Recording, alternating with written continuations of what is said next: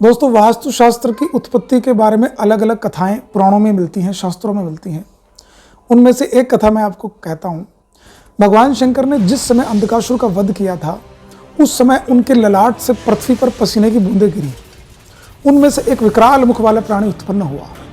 उस प्राणी ने पृथ्वी पर गिरे हुए अंधकों के रक्त का पान करना शुरू कर दिया, लेकिन उसकी प्यास मिटी नहीं और वह भगवान शंकर के सम्मुख होकर के घोर तपस्या करने लग गया।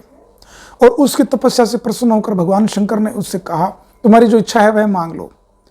उसने वर मांगा कि मैं तीनों लोकों को ग्रसने में समर्थ होना चाहता हूं। वर मांगने के बाद में वह अपने विशाल शरीर से तीनों लोकों को अवरुद्ध करता हुआ पृथ्वी पर आ गिरा।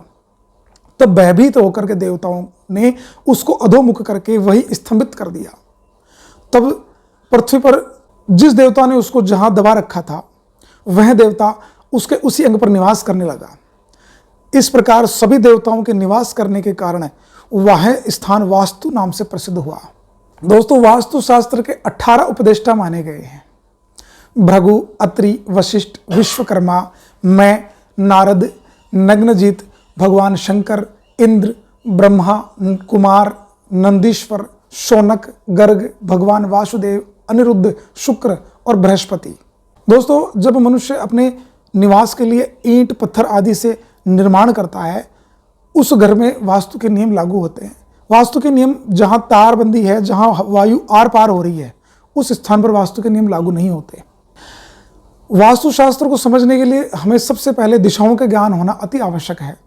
दोस्तों, दिशाएं 8 मानी गई हैं: पूर्व, पश्चिम, उत्तर, दक्षिण, ईशान, आग्नेय, वायव्य, नैऋत्य और केंद्र।